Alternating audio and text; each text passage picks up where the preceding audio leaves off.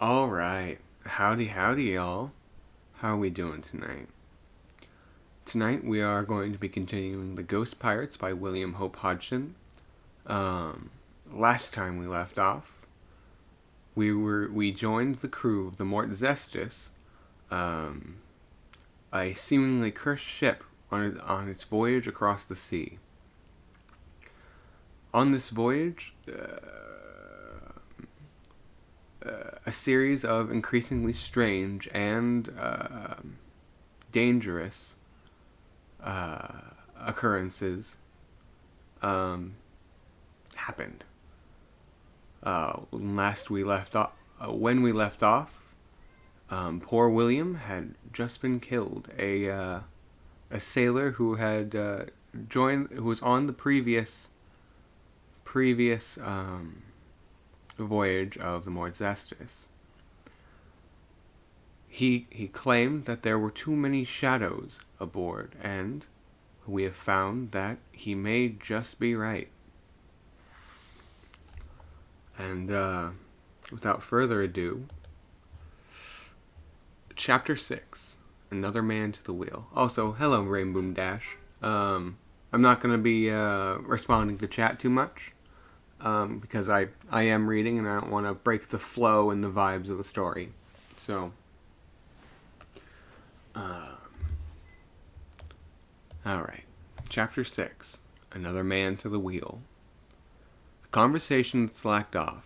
We were already moody and shaken, and I know I, for one, was thinking some rather troublesome thoughts. Excuse me.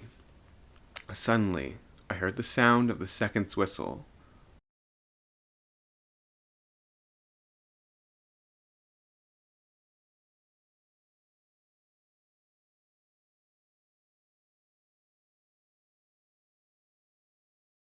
"You'd better hurry up, Plumber."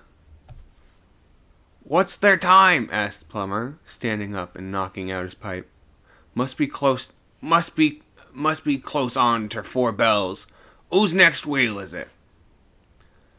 It's all right, Plumber," I said, getting up from the chest on which I had been sitting.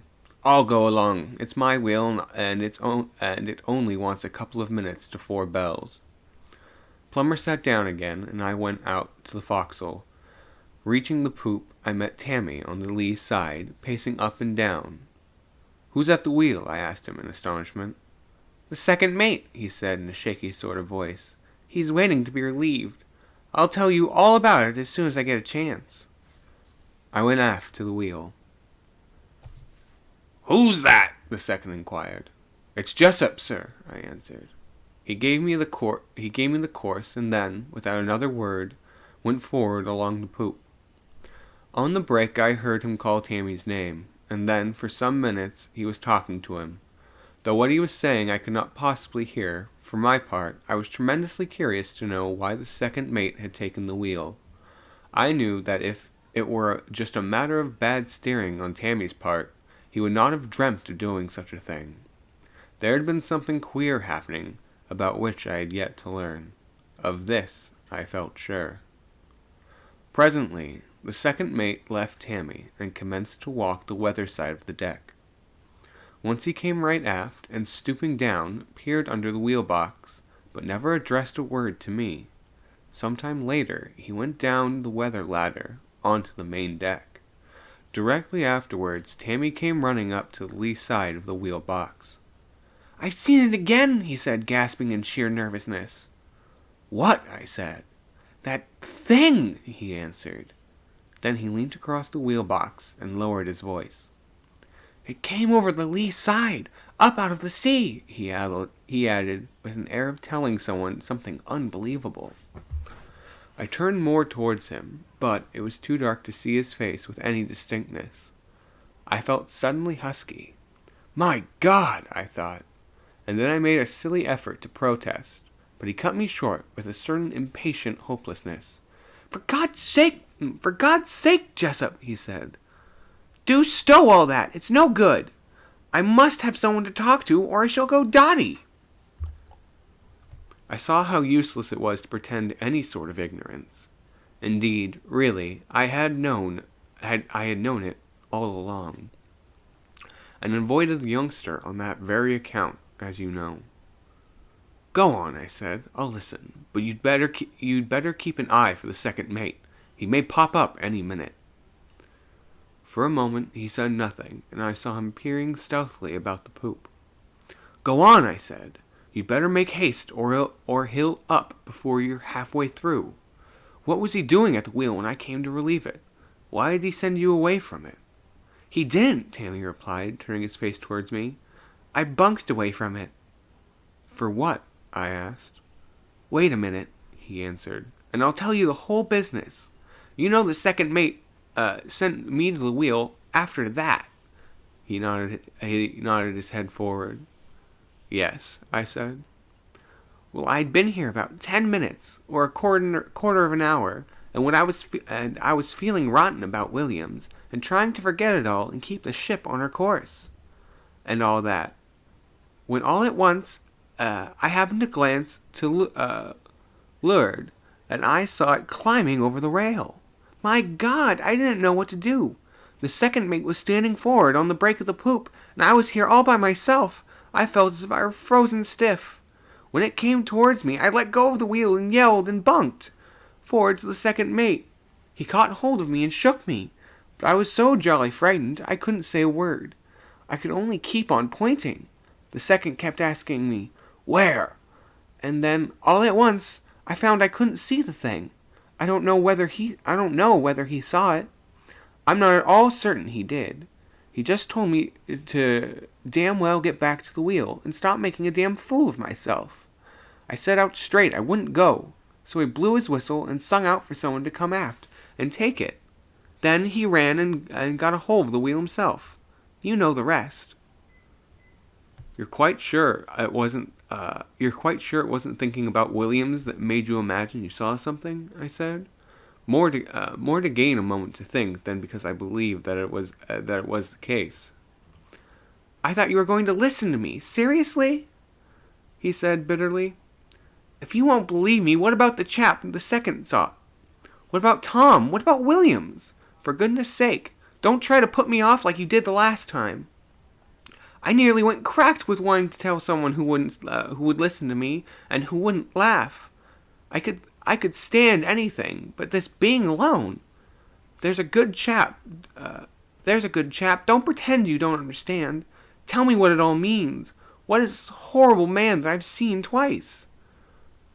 You know something, and I believe you're afraid to tell anyone, for fear of being laughed at. Why don't you tell me? You needn't be afraid of my laughing. He stopped suddenly. For the moment, I said nothing in reply. Don't treat me like a kid, Jessup, he exclaimed quite passionately. I won't, I said with a sudden resolve to tell him everything. I need someone to talk to, just as badly as you do. What does it all mean, then? He burst out. Are they real? I always used to think it was all a yarn about such things. I'm sure I don't know what it all means, Tammy, I answered. I'm just as much in the dark there as you are, and I don't know whether they're real. That is, not as we consider things real. You don't know that I saw a queer figure down the main deck several nights before you saw that thing up here. Didn't you see this one? He cut in quickly. Yes, I answered. Then why did you pretend not to have? He said in a reproachful voice. You don't know what a state you put me into. What with my being certain that I had seen it, and then you being so jolly positive that there hadn't been nothing. At one time, I thought I was going clean off my dot. Until the second mate saw the man up the main, then I knew there must be something in the thing I was certain I'd seen. I thought, perhaps, that if I told you I hadn't seen it, you would think that you'd been mistaken, I said. I wanted you to think it was imagination, or a dream, or something of that sort. And all that time, you knew about that other thing you'd seen? He asked. Yes, I replied. It was thundering decent of you, he said, but it wasn't any good. He paused a moment, and then he went on. It's terrible about Williams. Do you think he saw something up aloft? I don't know, Tammy, I said. It's impossible to say. It may have been only an accident. I hesitated to tell him what I really thought. What was he saying about his payday? And who was he saying it to? I don't know, I said again. He was always cracked about taking a payday out of her. You know, he stayed in her on purpose when all the others left. He told me that he wasn't going to be done. Wasn't going to be done out of it for anyone. What did the other lot leave for? He asked. Then, as the idea seemed to strike him, Jove! Do you think they saw something and got scared? It's quite possible, you know. We only joined her in Frisco, and she had no apprentice.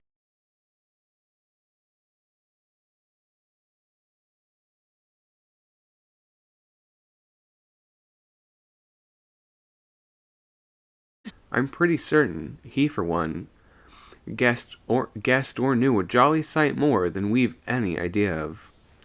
And now he's dead, said Tammy solemnly. We'll never be able to find out more from him now. For a few moments, he was silent. Then he went off on another track. Doesn't anything ever happen in the mate's watch? Yes, I answered. There's several things happened lately that seem pretty queer. Some of his side have been talking about them, but he's too jolly pig-headed to see anything. He just curses his chaps and puts it all down to them. Still, he persisted, things seem to happen more in our watch than in his. I mean, bigger things. Look at tonight. We've no proof, you know, I said. He shook his head doubtfully. I shall always funk a going aloft now. Nonsense, I told him. It may only have been an accident. Don't, he said. You know you don't think so, really. I answered nothing, just then, for I knew very well he was right. We were silent for a couple of moments. Then he spoke again. Is this ship haunted? For an instant, I hesitated. No, I said at length. I don't think she is. I mean, not in that way. What way, then? Well, I formed a bit of a theory that seems wise one minute and cracked the next. Of course, it's all likely to be all wrong, but it's the only thing that seems to me to fit in with all the beastly things we've had lately. Go on, he said with an impatient, nervous movement. Well, I've an idea that it's nothing in the ship that's likely to hurt us. I scarcely know how to put it, but if I'm right in what I think, it's the ship herself that's the cause of everything. What do you mean? He asked in a puzzled voice. Do you mean that the ship is haunted after all? No, I answered. I've just told you I didn't. Wait until I finish what I was going to say. All right, he said. About the thing you saw tonight, I went on. You say it came over the lee rail, up onto the poop. Yes, he answered. Well, the thing I saw came up out of the sea and went back into the sea. Jove, he said, and then, yes, go on. My idea is that this ship is open to be boarded by those things, I explained. What they are, of course, I don't know. They look like men, in a lot of ways. But, well, the Lord knows what's in the sea, though we don't want to go imagining silly things, of course. And then, again, you know, it seems fat-headed calling anything silly. That's how I keep going, in a sort of blessed circle. I don't know a bit whether they're flesh and blood, or whether they're what we should call ghosts or spirits. They can't be flesh and blood, Tammy interrupted. Where would they live? Besides that, first one I saw, I thought I could see through it. And this last one, the second mate would have seen it, and they would drown. Not necessarily, I said. Oh, but I'm sure they're not, he insisted. It's impossible. So are ghosts, when you're feeling sensible, I answered. But I'm not saying they are flesh and blood, though at the same time, I'm not going to say they're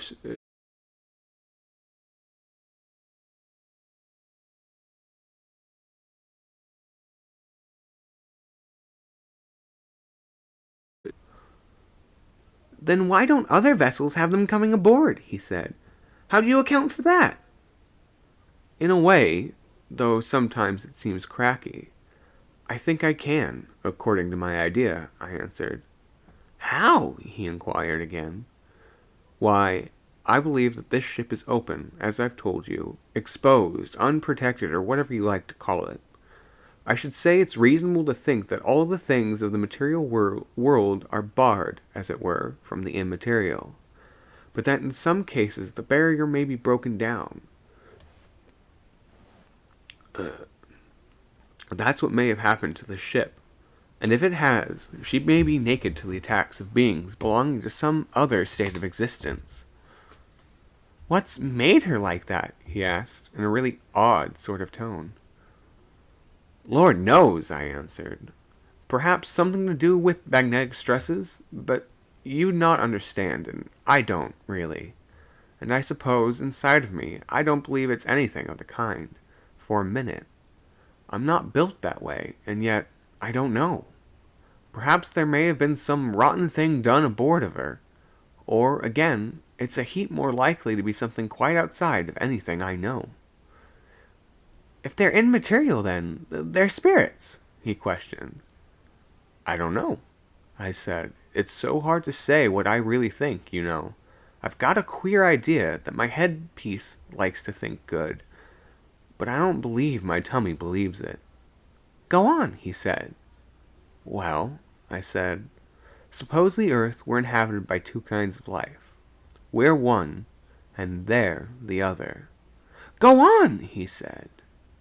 Well, don't you see? In a normal state, we may not be capable of appreciating the realness of the other, but they may be just as real and material to them as we are to us. Do you see? Yes, he said. Go on. Well, I said, the earth may be just as real to them as to us. I mean, that it may have the qualities as material to them as it has to us. But neither of us could appreciate the other's realness, or the quality of realness in the earth, which was real to the other. It's so difficult to explain. Don't you understand? Yes, he said. Go on. Well, if we were in what I might call a healthy atmosphere, they would be quite beyond our power to see or feel, or anything. And the same with them. But the more we're like this, the more real and actual they could grow to us, see? That is, the more we should become able to appreciate their form of materialness. That's all. I can't make it any clearer. Then after all, you really think they're ghosts, or something of that sort? Tammy said. I suppose it does come to that, I answered. I mean that, anyway, I don't think there are ideas of flesh and blood. But of course, it's silly to say much, and, after all, you must remember that I may be all wrong. I think you ought to tell the second mate all this, he said. If it is really as you say, the ship ought to be put into the nearest port and jolly well burnt. The second mate couldn't do anything, I replied, even if he believed it all, which we're not certain he would.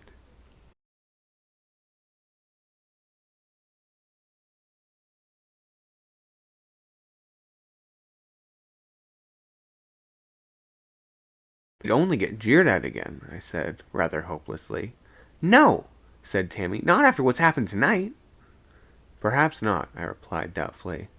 And just then the second mate came back up onto the poop, and Tammy cleared away from the wheel box, leaving me with a worrying feeling that I ought to do something. Chapter 7. The Coming of the Mist and That Which It Ushered. We buried Williams at midday. Poor beggar. It had been so sudden. All day the men were awed and gloomy, and there was a lot of talk about there being a Jonah on board. If they'd only known what Tammy and I, and perhaps the second mate, knew. And then the next thing came. The mist. I cannot remember now, whether it was on the day we buried Williams that we first saw it, or the day after. When I first noticed it, like everybody else aboard. I took it as, to be some form of haze due to the heat of the sun, for it was broad daylight when the thing came. The wind had died away to a light breeze, and I was working at the main rigging, along with Plummer putting on seizings. "Looks as if it were middle and aught," he remarked. "Yes," I said, and, for the time, took no further notice. Presently he spoke again. "It's getting quite hazy," and his tone showed he was surprised. I glanced up, quickly, at first. I could see nothing. Then I saw what he meant. The air had a wavy, strange, unnatural appearance, something like the heated air over the top of an engine's funnel that you can often see when no smoke is coming out. Must be the heat," I said, though I don't remember ever seeing anything just like it before. "Nor me," Plummer agreed. I could not have been a minute later when I looked up again, and was astonished to find the whole ship was surrounded by a thinnish haze that quite hid the horizon. By Jove, Plummer, I said. "How queer!" "Yes," he said, looking around. "I've never seen anything like it before. Not in these parts." "Heat wouldn't do that," I said. "No," he said doubtfully. We went on with our work again, occasionally exchanging an odd word or two. Presently, after a little time of silence, I bent forward and asked him to pass me up the spike. He stooped and picked it up from the deck, where it had tumbled. As he held it out to me, I saw the stolid expression on his face change suddenly to the look of complete surprise. He opened his mouth. "By gum!" he said. "It's gone!" I turned quickly and looked, and so it had. The whole sea showing clear and bright, right away to the horizon. I stared at Plummer, and he stared at me. "Well, I'm blowed!" he exclaimed. I do not think I made any reply, for I had a sudden queer feeling that things were not right. And then, in a minute, I called myself an ass, but I could not really shake off the feeling, and I had another good look at the sun. I had a vague idea that something was different. The sea looked brighter, somehow, and the air clearer, I thought, and I missed something, but not much, you know. And it was not until a couple of days later that I knew that it was several vessels on the horizon which had been quite in sight before the mist, and now were gone. During the rest of the watch, and indeed all day, there was no further sign of anything unusual. Only when the evening came, and the second dog watch it was, I saw the mist rise faintly. The setting sun shone through it, dim and unreal. I knew then, as certainty, that it was not caused by heat. And then was the beginning of it. The next day, I kept a pretty close watch during all my time on deck, but the atmosphere remained clear. Yet, I heard from one of the chaps in the mate's watch that it had been hazy during part of the time he was at the wheel. "Coming and going, like," he described it to me, when I questioned him about it. He thought it might be heat. But though I knew otherwise, I did not contradict him.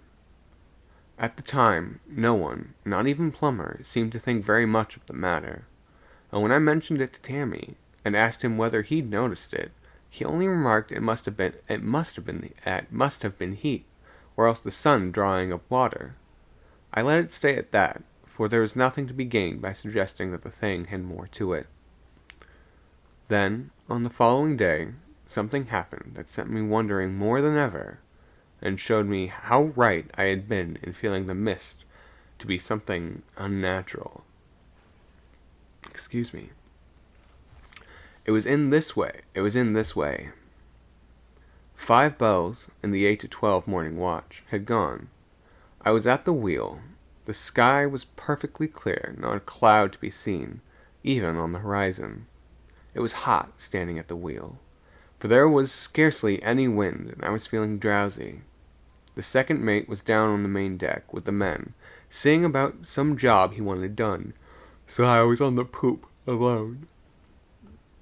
Presently, with the heat, and the sun beating down right down on me, I grew thirsty, and, for what of something better, I pulled out a bit of a plug I had on me, and a bit of chew. Though, as a rule, it is not a habit of mine.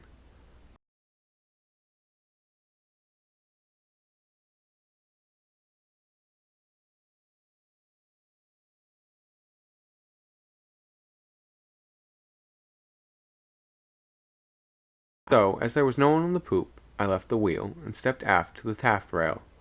It was thus that I came to see something altogether unthought of. A full-rigged ship, close hauled on the port tack, a few hundred yards on our starboard quarter. Her sails were scarcely filled by the light breeze, and flapped as she lifted to the swell of the sea. She appeared to have very little way through the water, certainly not more than a knot an hour. Away aft, hanging from the gaff end, was a string of flags. Evidently she was signaling to us. All this I saw in a flash, and I just stood and stared, astonished. I was astonished because I had not seen her earlier. In that light breeze, I knew that she must have been in sight for at least a couple of hours. Yet I could think of nothing rational to satisfy my wonder. There she was, of that much I was certain. And yet, how had she come there without my seeing her before? All at once, as I stood staring, I heard the wheel behind me spin rapidly. Instinctively, I jumped to get a hold of the spokes, for I did not want the steering gear jammed. Then I turned again to have another look at the ship, but to my utter bewilderment, there was no sign of her. Nothing but the calm ocean spreading away to the distant horizon. I blinked my eyelids a bit, and pushed the hair off my forehead. Then I stared again, but there was no vestige of her. Nothing, and absolutely nothing unusual, except a faint, tremulous quiver in the air, and the blank surface of the sea reaching everywhere to the empty horizon. Has she foundered? I asked myself, naturally enough, and, for the moment, I really wondered. I searched round the sea for wreckage, but there was nothing, not even an odd hen coop or a piece of deck furniture, and so I threw away that idea as impossible.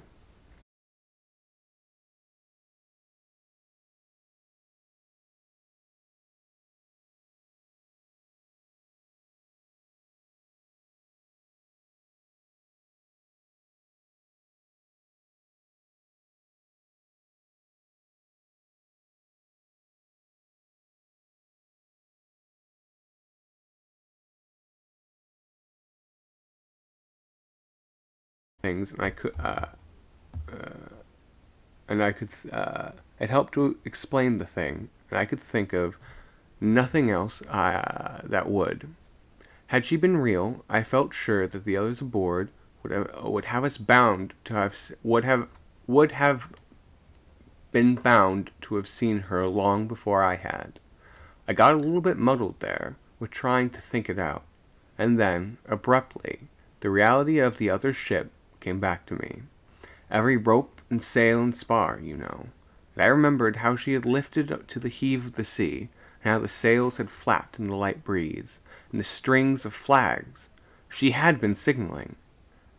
At that last, I found it just as impossible to believe that she had not been real.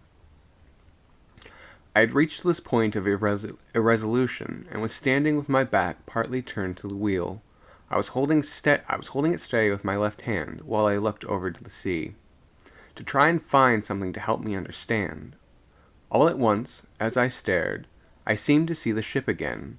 She was more on the beam now than on the quarter, but I thought little of that.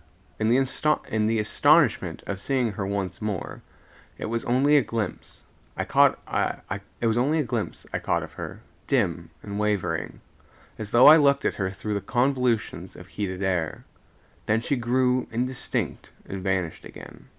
But I was convinced now that she was real, and had been in sight all the time, if I could have seen her. The curious, dim, wavering appearance had suggested something to me. I remembered the strange, wavy look of the air a few days previously, just before the mist had surrounded the ship, and in my mind I connected the two. It was nothing about the other packet that was strange. The strangeness was with us. It was something that was about, or invested, our ship that prevented me, or indeed anyone else aboard, from seeing that other. It was evident that she had been able to see us, as was proved by her signaling. In an irrelevant sort of way, I wondered what the people aboard of her thought of our apparently intentional disregard of their signals. After that, I thought of the strangeness of it all. Even at that minute, they could see us, plainly, and yet, so far as we were concerned, the whole ocean seemed empty. It appeared to me, at the time, to be the weirdest thing that could happen to us. And then, a fresh thought came to me. How long had we been like that? I puzzled for a few moments. It was now that I recollected that we had sighted several vessels on the morning of the day when the mist appeared, and since then we had seen nothing. This, to say the least, should have struck me as queer, for some of the other packets were homeward bound along with us, steering the same course. Consequently, with the weather being fine and the wind next to nothing, they would have been in sight all the time. This reasoning seemed to me to show, unmistakably, some connection between the coming of the mist and our inability to see, so that it is possible we had been in that extraordinary state of blindness for nearly 3 days. In my mind, the last glimpse of the ship on the quarter came back to me, and I remember a curious thought got me.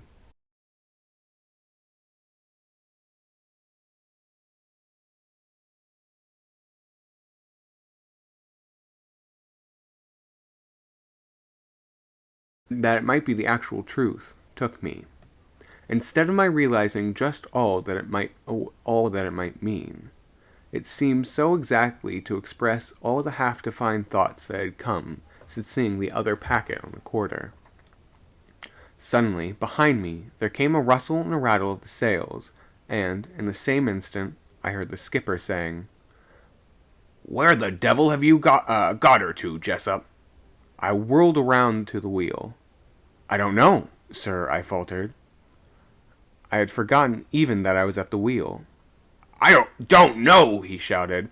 "I should damn well think you don't. Starboard your helm, you fool. You'll have us all aback." "Aye, aye, sir," I answered, and hove the wheel over. I did it almost mechanically, for I was still dazed and had not yet had time to collect my senses. During the following half-minute, I was only conscious, in a confused sort of way, that the old man was ranting at me. This feeling of bewilderment passed off, and I found that I was peering blankly into the binnacle, at the compass card, yet, until then, entirely without being aware of the fact.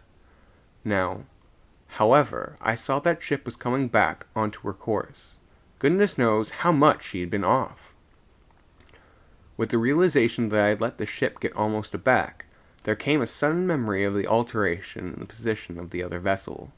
She had appeared last on the beam instead of on the quarter. Now, however, my brain began to work. I saw the cause of this apparent and, until then, inexplicable change. It was due, of course, to our having come up until we had brought the other packet onto the beam. It is curious how all this flashed through my mind and held my attention, although only momentarily, in the face of the skipper storming. I think I had hardly realized he was still singing out at me. Anyhow, the next thing I remember, he was shaking my arm. "What's the matter with you, man?" he was shouting, and I just stared in his face, like an ass, without saying a word. I seemed still incapable, of actual reasoning speech.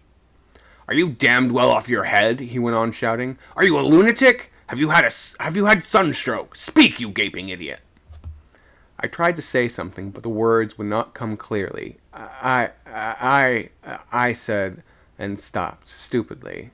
I was all right, really, but I was so bewildered with the thing I had found out, and, in a way, I seemed almost to have come back out of a distance, "You're a lunatic," he said again, and repeated the statement several times, as if it were the only thing that had sufficiently expressed his opinion of me. Then he let go of my arm and stepped back a couple of paces. "I'm not a lunatic," I said, with a sudden gasp. "I'm not a lunatic, sir, any more than you are." "Why the devil don't you answer my questions, then?" he shouted angrily.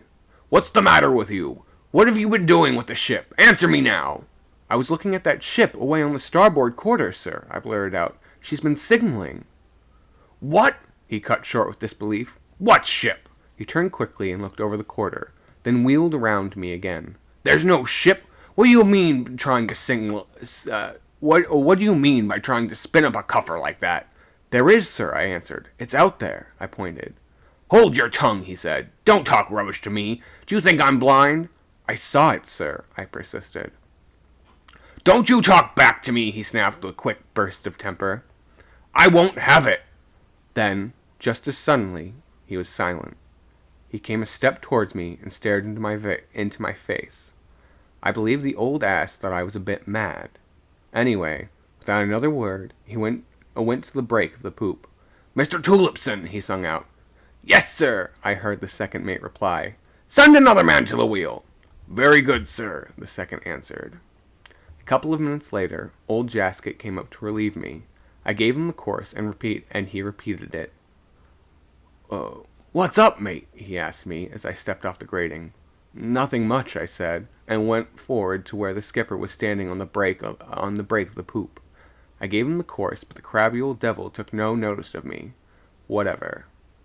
When I got down onto the main deck, I went up to the second and gave it to him. He answered me civilly enough, and then asked me what I had been doing to put the old man's back up. I told him there's a ship on the starboard quarter signaling us, I said. "There's no ship out there, Jessup," the second mate replied, looking at me with a queer, inscrutable expression. "There is, sir," I began. "That will do, Jessup," he said. "Go forward and have a smoke. I shall want you then to give a hand with these foot ropes. You'd better bring a serving mallet aft with you when you come." I hesitated a moment, partly in anger, but more, I think, in doubt. "Aye, aye, sir," I muttered at length, and went forward. Alright, let me catch up on chat. Let's see. Howdy Sham, Pasta, and Veskin, thank you for all coming. Let's see. How am you? Sham and Pasta, yeah, everyone's greeting each other. It's the Grow Boy. Hoi, hoi, hoi, just doing some improv for Megas, try not to laugh. Alright, nice. Alright, yeah. Pretty much just a Pokemon Friendlock story recap that was complete improv, and yes, I'm keeping the mistakes. That sounds fun. I'm looking forward to watching that. Started off well, but you can really tell the improv. You gotta clip it because I may miss it since I'll be on shift, depending on okay. When Mega starts his stream, it's like 5 minutes long. I can send you the whole thing once I put a PNG to it, just so it has a YouTube link. I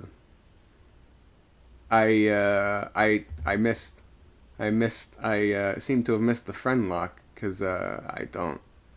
You're all. I'm gonna have to. I'm gonna need that. Howdy Sham. Hey Pasta. Thanks for coming. Sorry I haven't been attentive, but I'm reading, and I don't want to break the mood, you know. All right. And with that, I think I will continue on. Actually, let me get a quick sippy sip.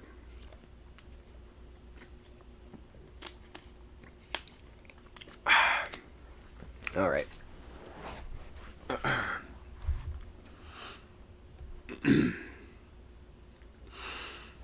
Chapter 8. After the Coming of the Mist. After the coming of the mist, things... It's all good, you've got your head starboard. This is... Yeah, well, that's a good one. After the coming of the mist... After the coming of the mist, things seemed to develop pretty quickly. In the following 2 or 3 days, a good deal happened. On the night of the day on which the skipper had sent me away from the wheel, it was our watch on deck from 8 o'clock to 12, and my lookout from 10 to 12. As I paced slowly to and fro across the forecastle head, I was thinking about the affair of the morning. Excuse me. At first, my thoughts were about the old man. I cursed him thoroughly to myself for being a pig-headed old fool, until it occurred to me that if I had been in his place and come on deck to find the ship almost aback, and the fellow at the wheel staring out across the sea, instead of attending to his business, I should most certainly have kicked up a thundering row. And then I had been an ass to tell him about the ship. I should never have done such a thing if I had not been a bit adrift. Most likely the old chap thought I was cracked. I ceased to bother my head about him, and fell to wondering why the second mate had looked at me so queerly in the morning. Did he guess more of the truth than I supposed? And if that were the case, why had he refused to listen to me? After that, I went to puzzling about the mist. I had thought a great deal about it during the day. One idea appealed to me very strongly. It was that the actual visible mist was materialized expression of an extraordinarily subtle atmosphere in which we were moving. Abruptly, as I walked backwards and forwards, taking occasional glances over the sea, which was almost calm, my eye caught the glow of a light out of the darkness. I stood still and stared. I wondered whether it was the light of a vessel. In that case, we were no longer enveloped in that extraordinary atmosphere.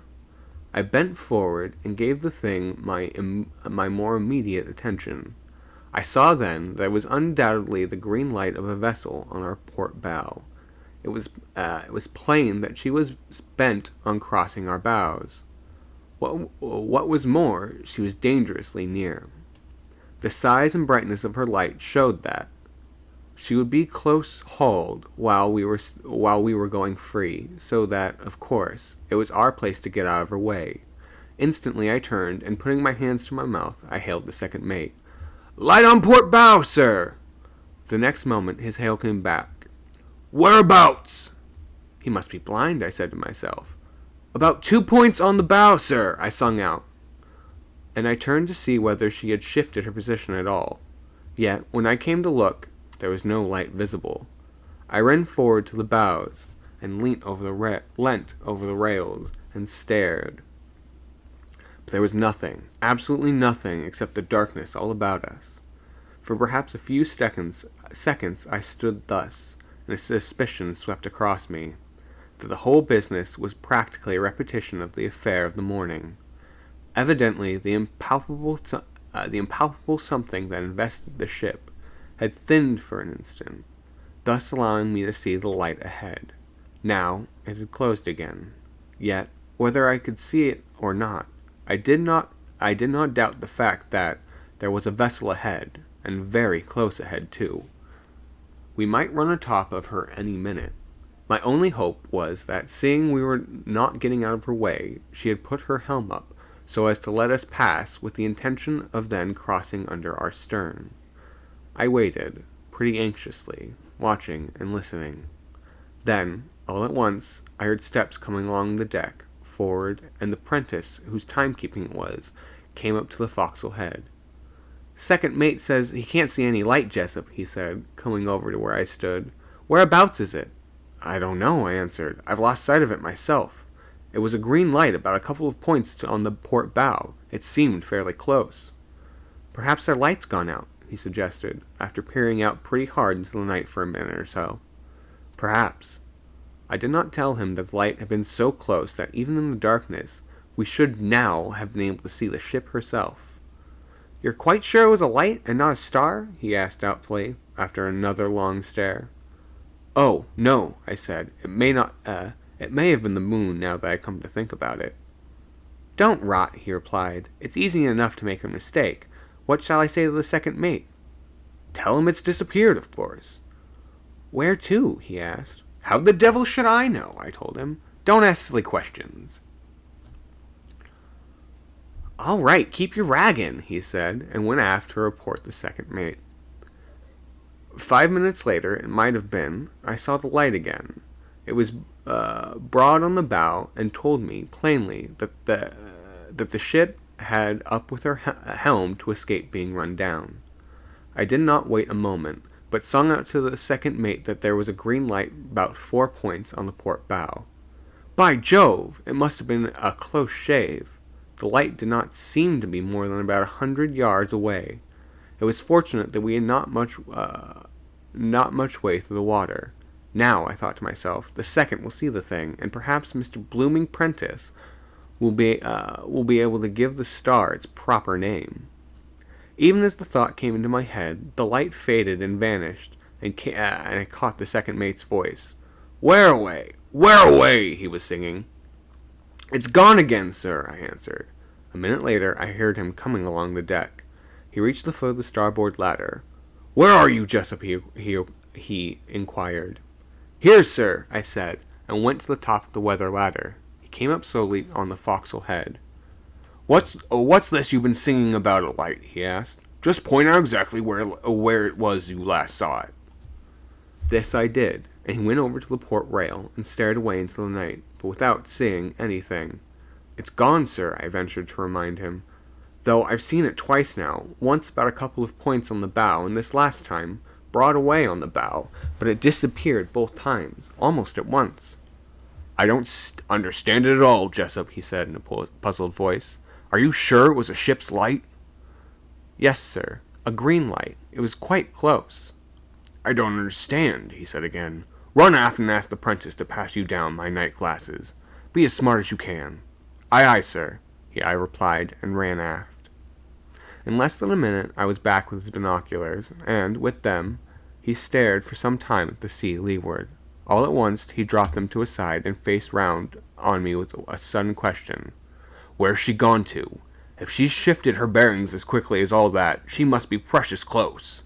We should be able to see her spars and sails or her cabin light, or her binnacle light, or something. It's queer, sir, I assented. Damned queer, he said. So damned queer that I'm inclined to think you've made a mistake. No, sir, I'm certain it was a light. Where's the ship, then? He asked. I can't say, sir. That's just what's been puzzling me. The second said nothing in reply, but took a couple of quick turns across the forecastle head, stopping at the port rail and taking another look leeward through his night glasses. Perhaps a minute he stood there. Then, without a word, he went down the lee ladder, and away aft along the main deck to the poop. He's jolly well puzzled, I thought to myself, or else he thinks I've been imagining things. Either way, I guess he'd think that. In a little, I began to wonder whether, after all, he had any idea of what might be the truth. One minute, I would feel certain he had, and the next, I was just as sure he had guessed nothing. I got one of my fits of asking myself whether it would not have been better to have told him everything. It seemed to me that he must have had seen sufficient to make him inclined to listen to me, and yet I could not by any means be certain. I might only have been making an ass of myself in his eyes, or set him thinking I was dotty. I was walking about the forecastle head, feeling like this, when I saw the light for the third time. It was very bright and big, and I could see it move as I watched. This again showed me that it must be very close. Surely, I thought, the second must see it now for himself. I did not sing out this time, right away. I thought I would let the second see for himself that I had not been mistaken. Besides, I was not going to risk it vanishing again, the instant I had spoke. For quite half a minute, I watched it, and there was no sign of it disappearing. Every moment I expected to hear the second mate's hail, showing that he had spotted it at last, but none came. I could stand it no longer and ran to the rail, on the after part of the forecastle head. Green light a little bit abaft of the beam, sir, I sung out at the top of my voice. But I had waited too long. Even as I shouted, the light blurred and vanished. I stamped my foot and swore the thing was making a fool of me. Yet, I had a faint hope that those aft had seen it before it disappeared, but I knew this was vain. Directly I heard the second's voice. "Light be damned!" he shouted. Then he blew his whistle, and one of the men ran aft, out of the forecastle to see what it was he wanted. "Whose next lookout is it?" I heard him ask. "Jasket's, sir." "Then tell Jasket to relieve Jessup at once. Do you hear?" "Yes, sir," said the man, and came forward. In a minute, Jasket stumbled up onto the forecastle head. "What's up, mate?" he asked sleepily. It's that fool of a second mate," I said savagely. "I've reported a light to him 3 times, and because the blind fool can't see it, he sent you up to relieve me." "Where is it, mate?" he inquired. He looked round the dark sea. "I don't see no light," he remarked after a few moments. "No," I said, "it's gone." "Eh?" he inquired. "It's gone," I repeated irritably. He turned and regarded me silently through the dark. "I'd go on and have a sleep, mate," he said at length. I've been that way myself. There's nothing like a snooze when you gets like that." "What?" I said. "Like what?" "It's all right, mate. You'll be all right in their morning. Don't you worry about me." His tone was sympathetic. "Hell!" was all I said, and walked down off the forecastle head. I wondered whether the old fellow thought I was going silly. "Have a sleep, by Jove!" I muttered to myself. I wonder who'd feel like having a sleep after what I've seen and stood today. I felt rotten, with no one understanding what was really the matter. I seemed to be alone through the things I had learnt. Then the thought came to me to go aft and talk the matter over with Tammy. I knew he would be able to understand, of course, and would be such a relief. On the impulse, I turned and went aft along the deck to the Princess's berth. As I neared the break of the poop, I looked up and saw the dark shape of the second mate leaning over the rail above me. "Who's that?" he asked. "It's Jessup, sir." "What do you want in this part of the ship?" he inquired. I've come aft to speak to Tammy, sir," I replied. You go along forward and turn in," he said, not altogether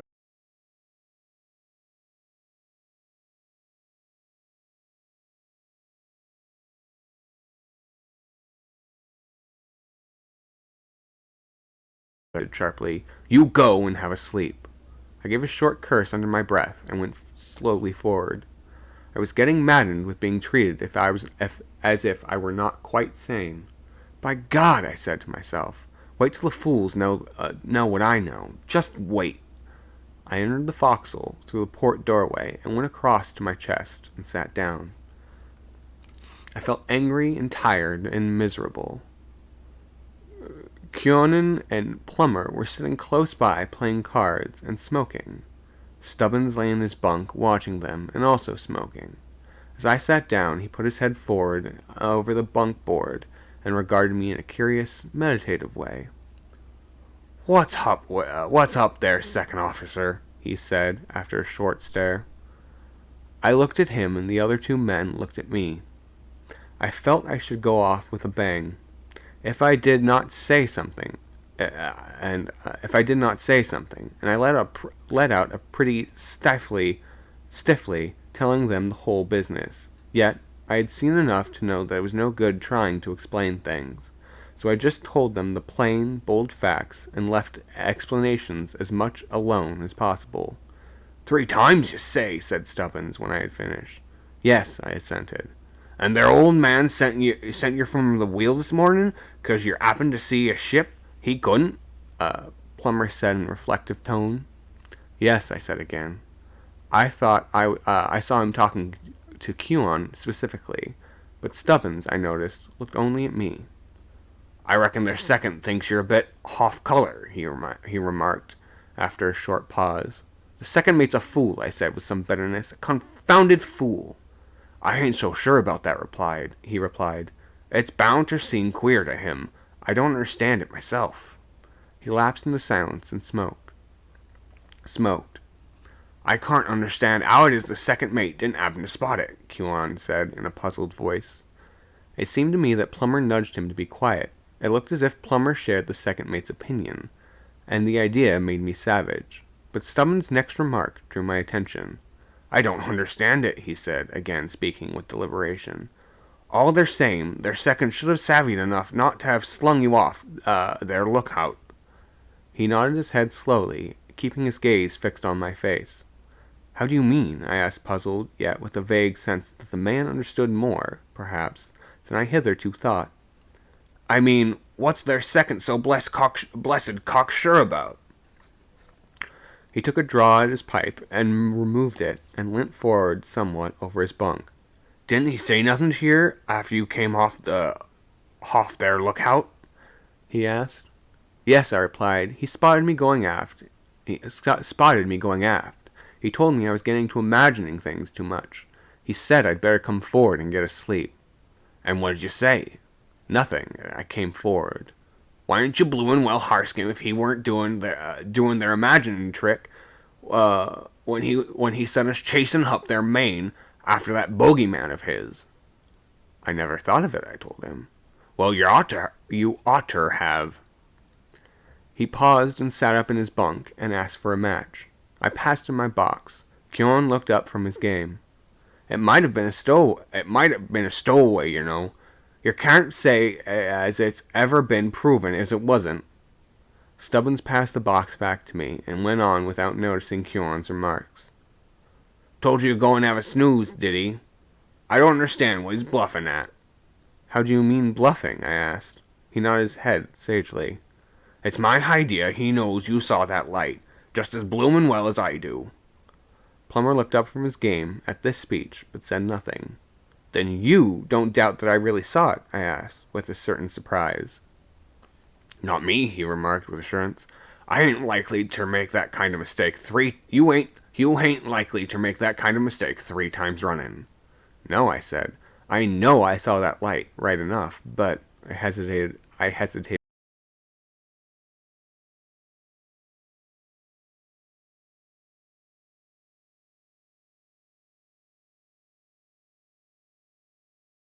Silent for a few seconds, then spoke suddenly. It's not natural. I'm damn sure of that. He took a couple of draws at his pipe, and in the momentary silence I caught Jasket's voice above us. He was hailing the poop. Red light on the starboard, sir, I heard him sing out. There you are, I said with a jerk of my head. That's about where the packet I spotted ought to be by now. She couldn't cross our bow, so she up helm and let us pass. And now she's hauled up again and gone under our stern. I got from the chest and went to the door, and the other 3 following. As we stepped out on deck, I heard the second mate shouting out away aft to know where the whereabouts of the light. By Job, Stubbins, I said, I believe that blessed thing's gone again. We ran to the starboard side in a body and looked over, but there was no sign of the light in the darkness astern. I can't say I see any light, said Kyon. Plummer said nothing. I looked up the forecastle head. There I could faintly distinguish the outlines of Jasket. He was standing by the starboard rail with his hands up, shading his eyes, evidently staring towards the place where the light had been. Where's she got to, Jasket? I called out.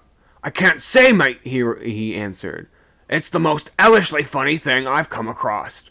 She were there, and there as plain as me at 1 minute, and there the next she were gone, clean gone. I turned to Plummer. What do you think about it now? I asked him. Well, he said, I'll admit I thought you were at first there were something and nothing. I thought you were mistaken, but it seems you did see something. Away aft, we heard the sounds of steps along the deck. There's seconds coming forward for explanation, Jasket, Stubbins sung out. You'd better go down and change your breeks. The second mate passed us and went up the starboard ladder. What's up now, Jasket? He said quickly. Where's this light? Neither the prince nor I can see it. The damn thing's clean gone, Jasket replied. Gone, the second mate said. Gone? What do you mean? She were there 1 minute, sir, as plain as me at, and then the next she'd gone. That's a damn silly yarn to tell me, the second replied. You don't expect me to believe it, do you? It's gospel truth, anyhow, sir, Jasket answered. And Jessup's seen it just the same. He seemed to have added that last part as an afterthought. Evidently the old baker had changed his opinion as to my need for sleep. "You're an old fool, Jaskett," the second replied sharply, "and that idiot Jessup has been putting things into your silly old head." He paused an instant, then continued. "What the devil's the matter with you all, that you've taken on this sort of game? You know very well that you saw no light. I sent Jessup off the lookout, and then you must go and start the same game." "We haven't," Jaskett started to say, but the second silenced him. "Stow it," he said, and turned and went down the ladder, passing us quickly without a word. Doesn't look to me, Stubbins," I said, as though the second did believe we'd seen the light. "I ain't so sure," he answered. "He's a puzzler." The rest of the watch passed away quietly, and at 8 bells I made haste to turn in, for I was tremendously tired. When we were called again for the 4 to 8 watch on deck, I learnt that one of the men in the mate's watch had seen a light soon after we had gone below, and had reported it, only for it to disappear immediately. This, I found, had happened twice, and the mate had got so wild, being under the impression that the man was playing the fool, he nearly came to blows with him. Finally, ordering him off the lookout, and sending another man up in his place. This last man saw the light. He took good care not to let the mate know, so that the matter had ended there. And then, on the following night, before we had ceased to talk about the matter of the vanishing lights, something else occurred that temporarily drove from my mind all memory of the mist and the extraordinary, blind atmosphere it had seemed to usher. Hey, Tashin, thanks for the lurk.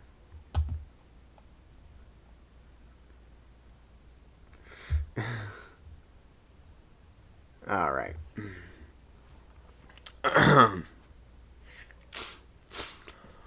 Whew. It's hot in here.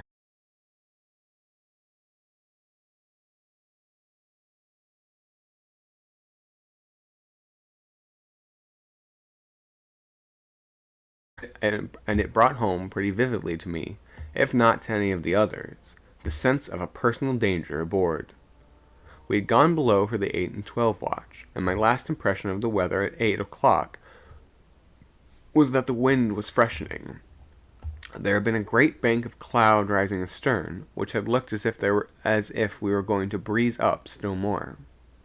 At 11:45, when we were called for our 12 to 4 watch on deck, I could tell at once by the sound that there was a fresh breeze blowing. At the same time, I heard the voices of the men on the other watch singing out as they hauled on the ropes. I caught the rattle of canvas in the wind, and guessed that they were taking the royals off of her. I looked at my watch, which I always kept hanging in my bunk. It showed the time to be just after the quarter, so that, with luck, we should escape having to go up to the sails. I dressed quickly, then went to the door to look at the weather. I found that the wind had shifted from the starboard quarter to right aft, and, by the look of the sky, there seemed to be a promise of more before long. Up aloft, I could make out faintly the fore and mizzen royals flapping in the wind. The main had been left for a while longer, in the fore riggings. Hold on. There's shit on my screen. I missed a period. In the fore riggings, Jacobs, the ordinary seaman in the mate's watch, was following another of the men aloft to the sail. The mate's 2 prentices were already up the mizzen. Down on deck, the rest of the men were busy clearing up the ropes. I went back to my bunk and looked up at my watch. The time was only a few minutes off 8 bells, so I got my oilskins ready, for it looked like rain outside. As I was doing this, Jock went to the door for a look. What's it doing, Jock?" Tom asked, getting out of his bunk hurriedly. "I'm thinking maybe it's going to blow a wee, and you'll need your oilskins," Jock answered. When 8 bells went and we mustered aft for roll call, there was a considerable delay, owing to the mate refusing to call the roll until Tom, who was as usual, had only turned out of his bunk at the last minute, came aft to answer his name. When at last he did come, the mate and the second and the mate joined in giving him a good dressing down for a lazy soldier. So that several minutes passed before we were on our way forward again. This was a small enough matter in itself, and yet really terrible in its consequence to one of our number, for just as we reached the fore rigging, there was a shout aloft, loud above the noise of the wind, and the next moment something crashed down into our midst. It was a great slogging thud, something bulky and weighty that struck full upon Jock, so that he went down with a loud, horrible ringing "Ugh!" and never said a word. From the whole crowd of us, there went up a yell of fear, and then, with one accord, there was a run for the lighted forecastle. I am not ashamed to say I ran with the rest. A blind, unreasoning fright had seized me, and I did not stop to think. Once in the forecastle and the light, there was a reaction. We all stood and looked blankly at one another for a few moments. Then someone asked a question, and there was a general murmur of denial. We all felt ashamed, and someone reached up and unhooked the lantern on the port side. I did the same with the starboard one, and there was a quick movement towards the doors. As we streamed out on deck, I caught the sound of the mate's voice. They had evidently come down from the poop to find out what was happening, but it was too dark to see their whereabouts. "Where the hell have you all got off to?" I heard the mate shout. The next instant, they must have seen the light from our lanterns, for I heard their footsteps coming along the deck at a run. They came to the starboard side, and just abaft the fore rigging. One of them stumbled and fell over something. It was the first mate who had tripped. I knew by the cursing that came directly afterwards. He picked himself up, and apparently without stopping to see what manner of thing it was that he had fallen over, made a rush to the pin rail. The second mate ran to the circle of light thrown by our lanterns, and stopped dead, eyeing us doubtfully. I am not surprised at this now, nor at the behavior of the mate, the following instant. But at the time, I must say I could not conceive what had come to them, particularly the first mate. He came out at us from the darkness with a rush and a roar like a bull, and brandishing a belaying pin. I had failed to take into account the scene which his eyes must have shown him. The whole crowd of men in the forecastle, both watches, pouring out onto deck in utter confusion, and greatly excited, with a couple of fellows at their head carrying lanterns. And before this, there had been a cry aloft and the crash down on deck, followed by the shouts of the frightened crew and the sounds of many feet running. He may have well taken the cry for a signal, and our actions for something not far short of mutiny. Indeed, his words told us that this was his very thought.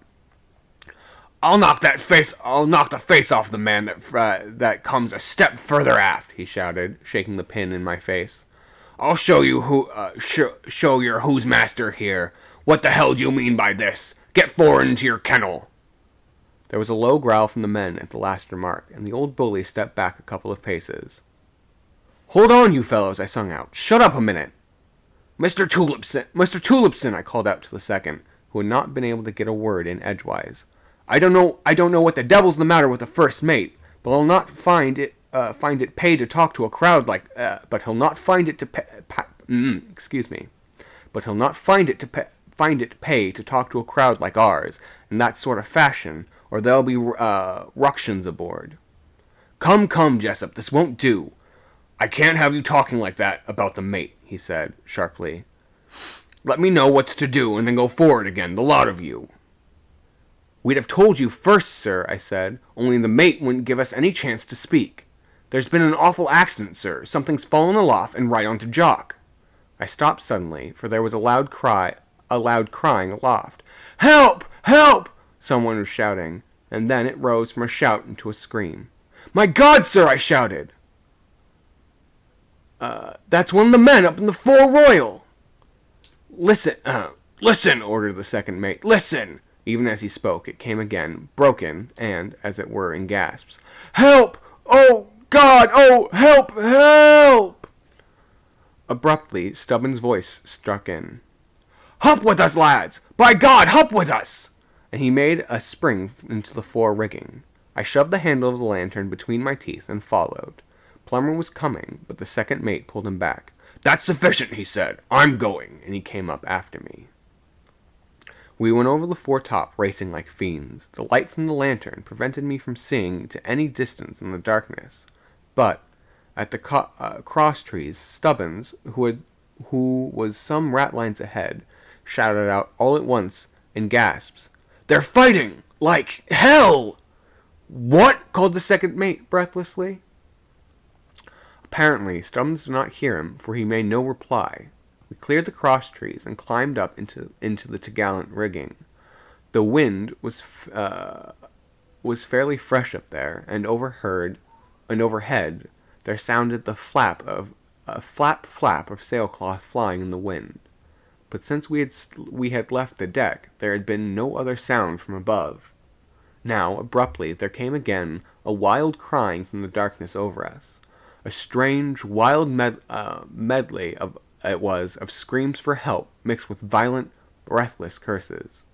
Beneath the royal yard, Stubbins halted and looked down at me. "Hurry up with their lantern, Jessup!" he shouted, catching his breath between the words. "There'll be murder done in a minute. In a minute." I reached him and held up the light for him to catch.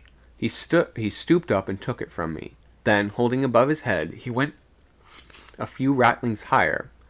In this manner, he reached to a level with the royal yard. From my position a little below him, the lantern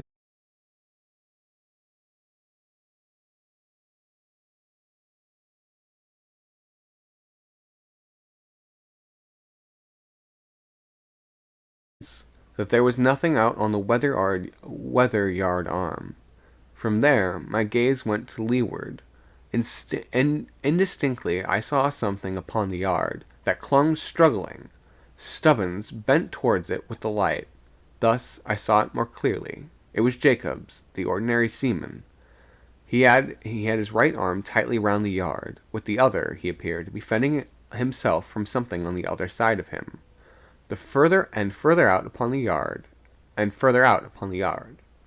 At times, moans and gasps came from him, and sometimes curses. Once, he had appeared to be dragged partly from his hold. He screamed like a woman.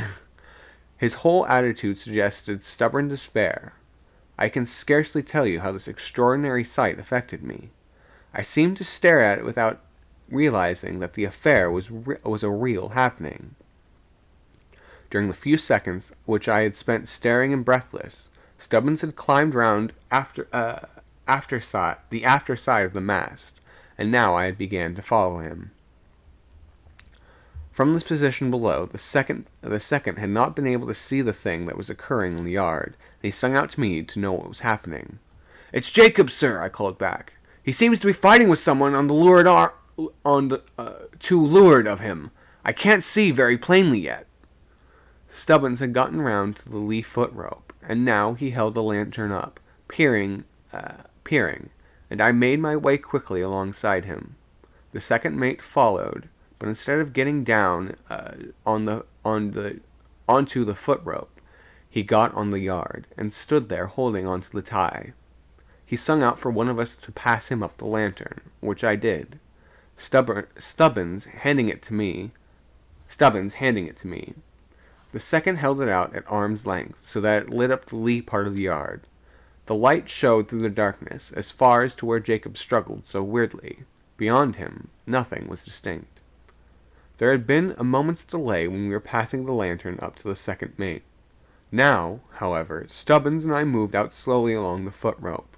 We went slowly, but we did well to go at all, with any show of boldness.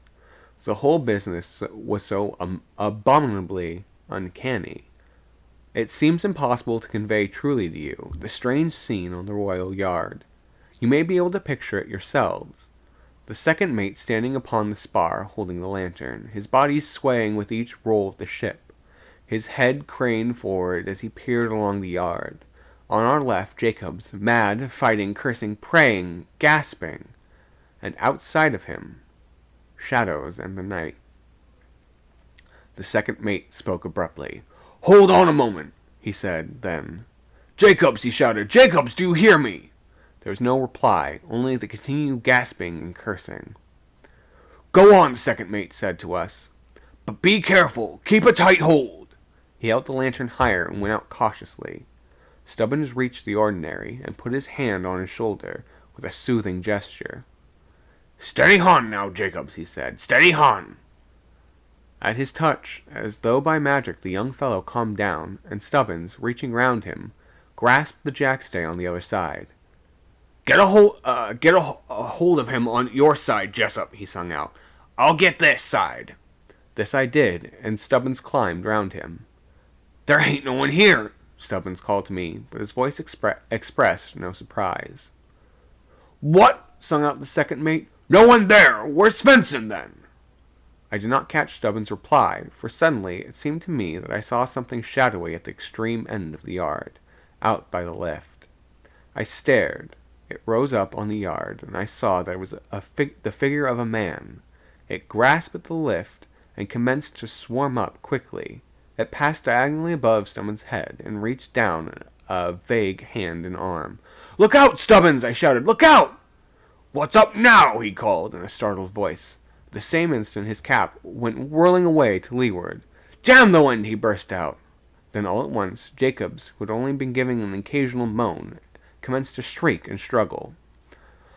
"Hold fast to him!" Stubbins yelled. He'll be throwing himself off the yard." I put my left arm around the ordinary's body, getting hold of the jackstay on the other side. Then I looked up. Above us, I seemed to see something dark and indistinct that moved rapidly up the lift. Keep a tight hold of him while I get a gasket," I heard the second mate singing out. A moment later there was a crash, and the light disappeared. "Damn, and set fire to the sail!" shouted the second mate. I twisted round somewhat and looked in his direction.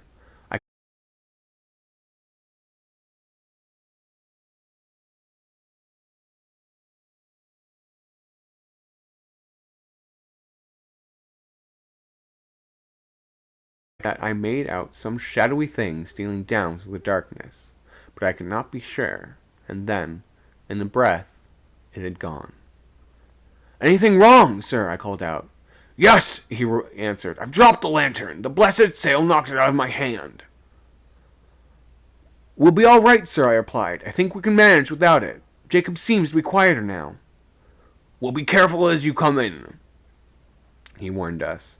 "Come on, Jacobs," I said. "Come on, we'll go down on deck." Go along, young feller," Stubbins put in. "You're all right now. We'll take care of you." And we started to guide him down along the yard. He went willingly enough, though without saying a word. He seemed like a child. Once or twice he shivered, but said nothing. We got him into the lee rigging. Then, one going beside him and the other keeping below, we made our way slowly down on deck. We went very slowly, so slowly, in fact, that the second mate, who had stayed a minute to shove the gasket round the lee side of the sail, was almost as soon down. "Take Jacobs forward to his bunk," he said, and went away aft to where a crowd of men, one with a lantern, stood round the door of an empty berth under the break of the poop on the starboard side. We hurried forward to the forecastle, where we found all in darkness. "They're haft with Jock and Svensson," Stubbins said. Stubbins had hesitated an instant before saying the name. "Yes," I replied. "That's what it must have been, right enough." I kind of knew it all their time," he said. I stepped in through the doorway and struck a match. Stubbins followed, guiding Jacobs before him, and, together, we got him into his bunk. We covered him up with his blankets, for he was pretty shivery. Then we came out. During the whole time he had not spoken a word.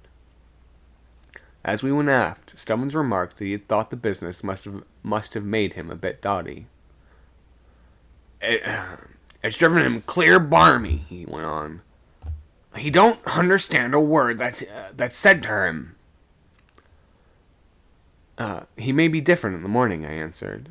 As we neared the poop, and the crowd of men waiting, he spoke again. "They've put him hinter their second. They've put him hinter Their second's empty berth. Yes, I said. Poor beggars. We've reached the other men. We reached the other men, and they opened out, and all us to get near the door, and allowed us to get near the door. Several of them asking in low tones whether Jacobs was all right, and I told them yes, not saying anything about his condition. I got close up to the doorway and looked into the berth. The lamp was lit, and I could see plainly there were 2 bunks in the place, and a man had been laid in each. The skipper was there, leaning up against a bulkhead. He looked worried, but was silent, seeming to be mooding in his own thoughts. The second mate was busy with a couple of flags which he had been spreading over the body.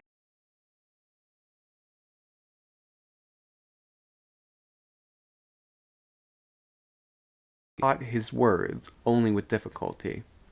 It struck me that he seemed pretty subdued. I got parts of his sentences in patches, as it were. Broken, I heard him say. And the Dutchman? I've seen him, said the second mate shortly. 2, straight off the reel, said the mate. 3 and... The second made no reply. Of course you're no accident, the first mate went on. Is it? The second said in a queer voice.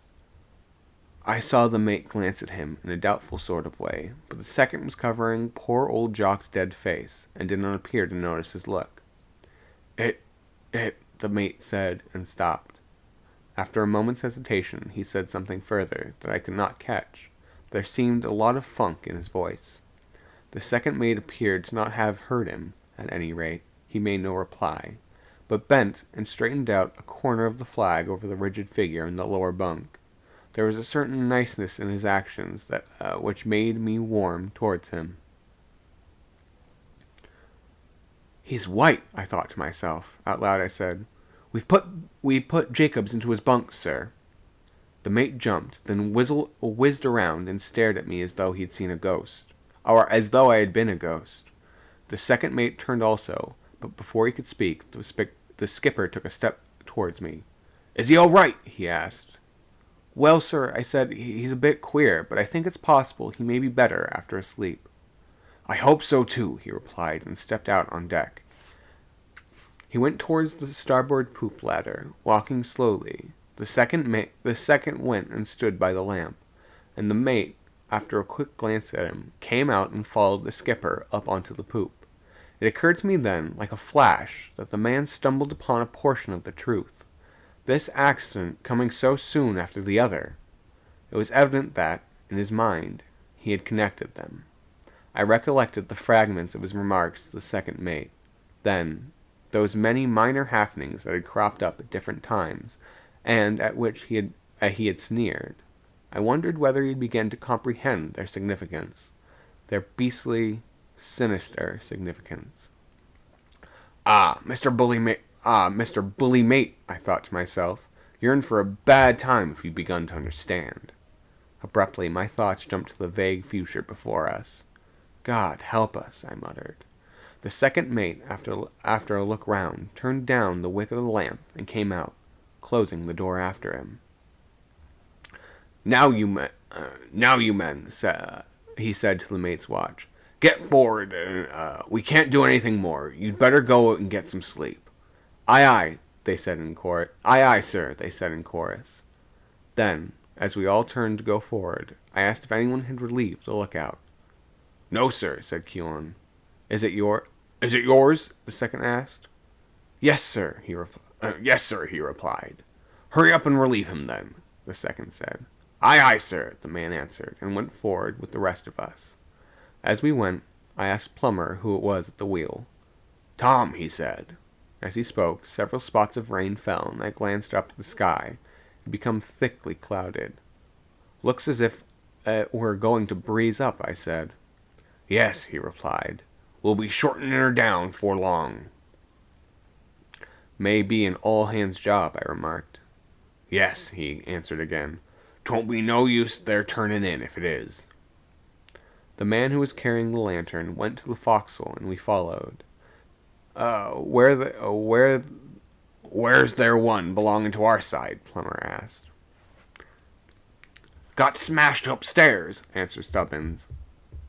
"How were that?" Plummer inquired. Stubbins hesitated. "The second mate dropped it," I replied. "The sail hit it or something." The men in the other watch seemed to have no immediate intention of turning in, but sat in their bunks and around on the chests. There was a general lighting of pipes, in the midst of which there came a sudden moan from one of the bunks in the fore part of the forecastle, a part that was always a bit gloomy, and was more so now, on account of our only having one lamp. "What's that?" asked one of the men belonging to the other side. "Shh," said Stubbins. "It's him."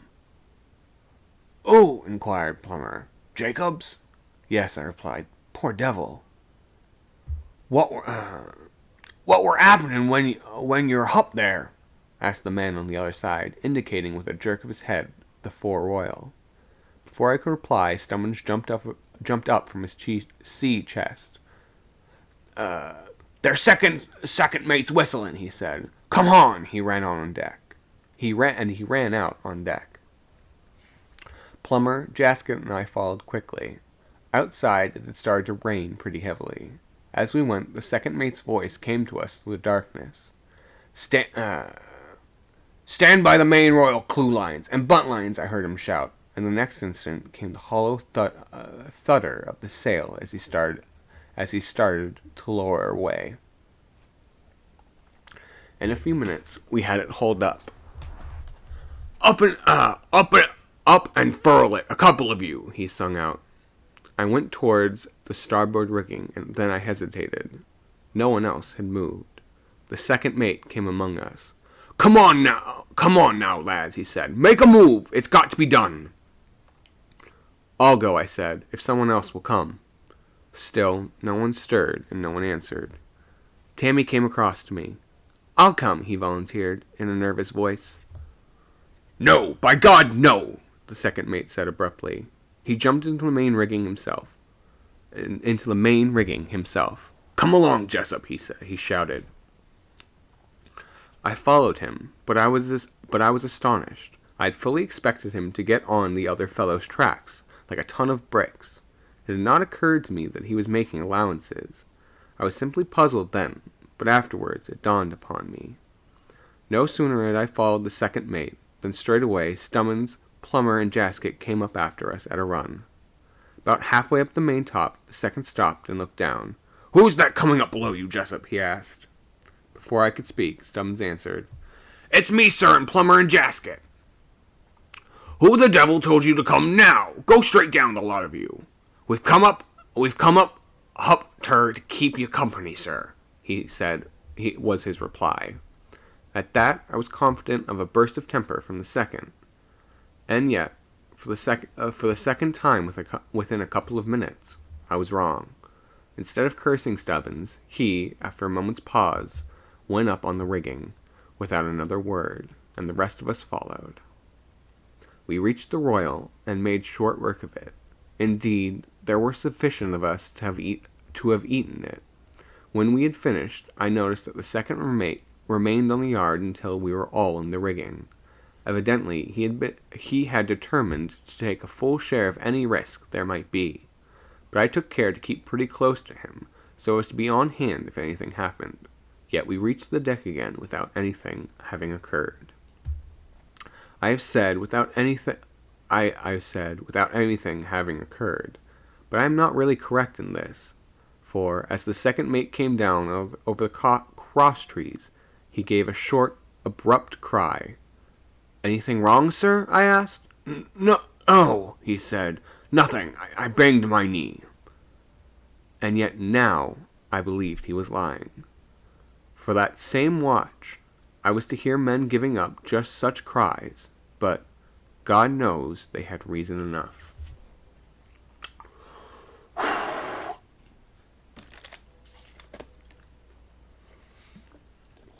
Oh, this story is getting pretty intense. Really picking up.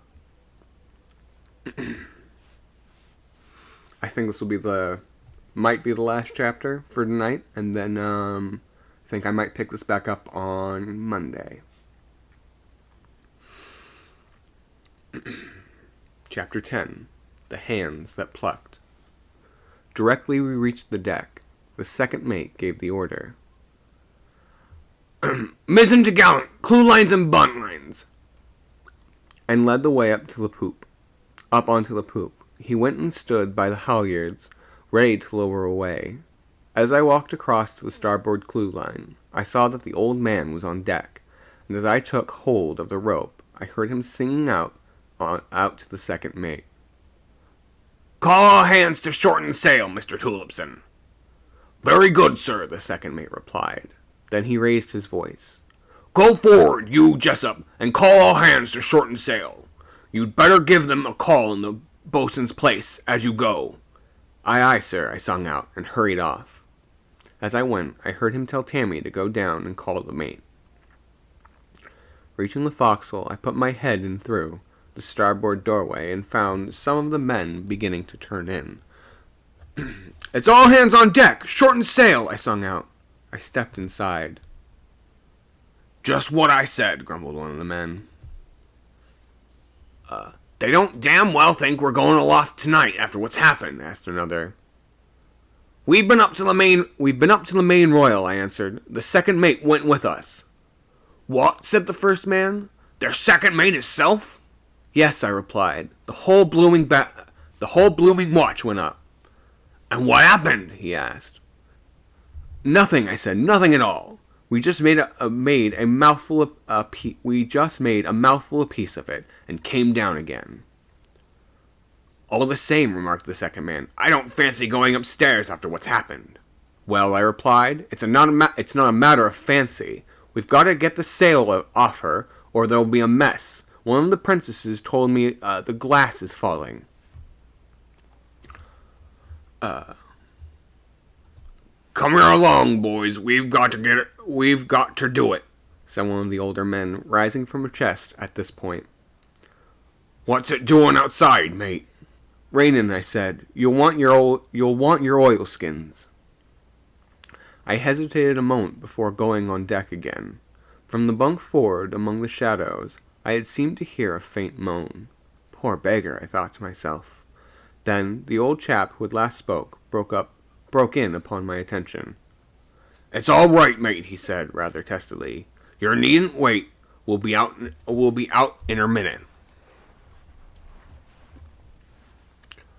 "That's all right. I wasn't thinking about you lot," I replied, and walked forward to Jacob's bunk. Some time before, he had rigged up a pair of curtains cut out of an old sack to keep off the draught. These someone had drawn so that I could pull them aside to see him. He was lying on his back, breathing in a queer, jerky fashion. I could not see his face plainly, but it seemed rather pale in the half light. "Jacobs," I said. "Jacobs, how do you feel now?" But he made no sign to show that he had heard me, and so, after a few moments, I drew the curtains to again, and left him. "What likes does he seem?" asked one of the fellows, as I went towards the door. "Bad," I said. "Damn bad. I think the steward ought to be told to come and have a look at him. I'll mention it to the second when I get a chance." I stepped out on deck and ran aft again, to give them a hand with the sail. We got it hauled up and went forward to the fore-t'gallant, and, a minute later, the other watch were out, and, with the mate, were busy on the main. By the time the main was ready for making fast, we had the fore hauled up, so that now all three t'gallants were in the ropes, and ready for stowing. Then came the order. "Up aloft and furl! Up with you, lads," said the second mate said. "Don't let's have any hanging back this time." Away aft by the main, the men in the mate's watch seemed to be standing in a clump by the mast, but it was too dark to see clearly. I heard the mate start to curse, and then there came a growl, and he shut up. "Be handy, men, be handy," the second mate sung out, and at that, Stubbins jumped into the rigging. Good night, Rainboom Dash. Thank you for the lurk. Thanks for coming, and I hope you enjoyed this. I hope you get some good rest after the chilling things we've heard tonight.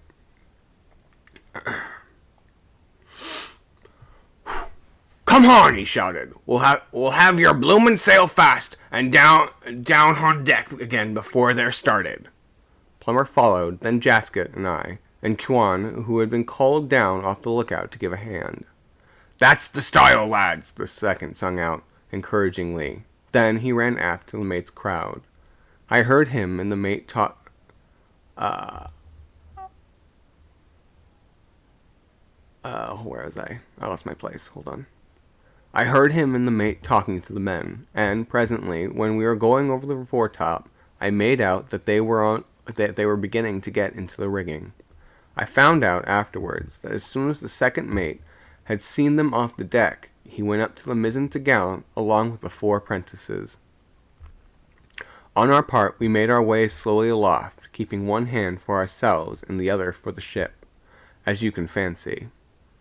In this manner, we had gone as far as the cross trees, at least Stubbins, who was first, had, when all at once he gave out just another such cry as had the second mate a little while earlier, only that in his case he followed it by turning round and blasting Plummer. "You might have blasted me you might have blasted sent me flying down on deck," he shouted, "if you bloody well think it's a joke. Try it on someone else." It wasn't me," interrupted Plummer. "I haven't touched you. Who the hell are you swearing at?"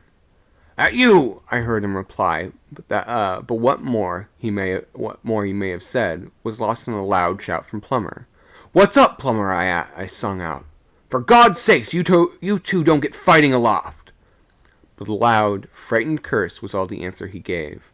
Then, straight away, he began to shout at the top of his voice, and in the lulls of his noise, I caught the voice of Stubbins cursing savagely. They'll come down with a run," I shouted helplessly. "They'll come down as sure as nuts." I caught Jasket by the boot. What are they doing? I sung out. "Can you see it?" I shook his leg as I spoke. But at my touch, the old idiot, as I thought him at the moment, began to shout in a frightened voice, Oh, help, help! "Shut up," I bellowed. "Shut up, you fool. If you don't do anything, let me get past you." Yet he only cried out more, and then, abruptly, I caught the sound of a frightened clamor of men's voices, away down somewhere about the main top, curses, cries of fear, even shrieks, and above it all, someone shouting to go down on deck.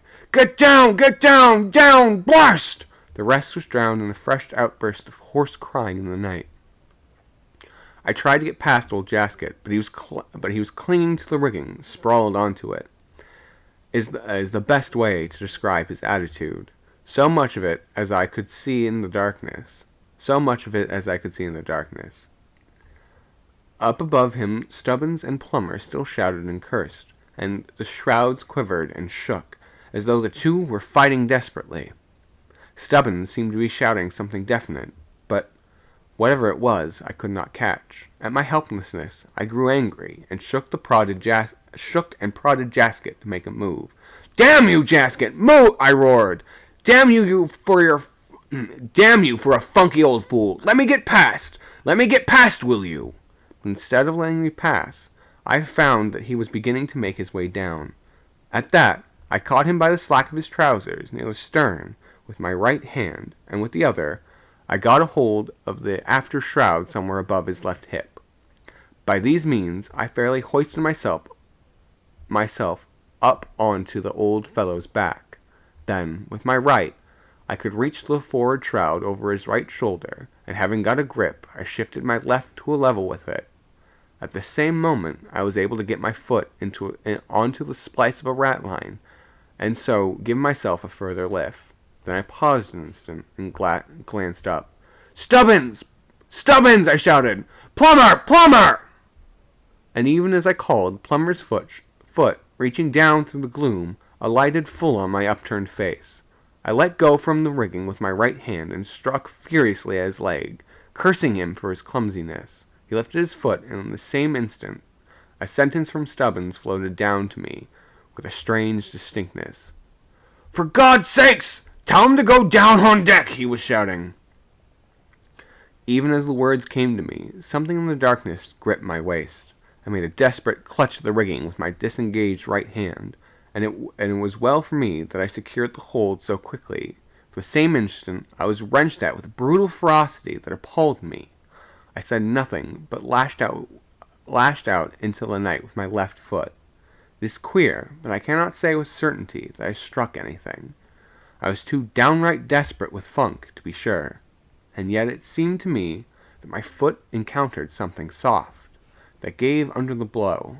It may have been nothing more than an imagined sensation, yet I am inclined to think otherwise.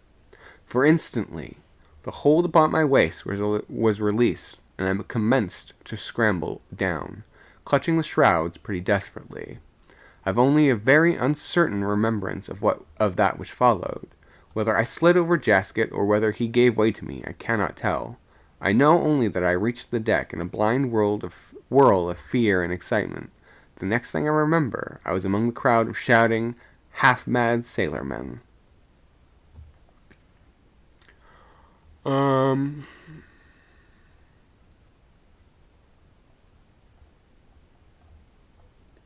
Yeah, I am going to call it there.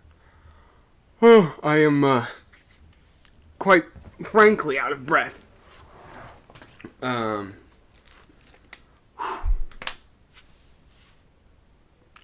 Thank you for coming. I hope you enjoyed this, chilling tale.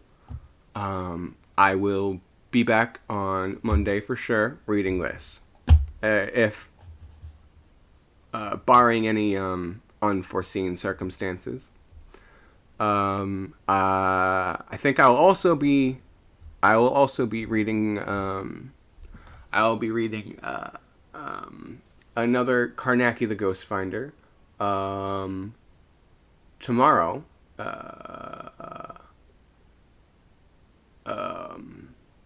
Yeah. Thanks for coming. I hope you,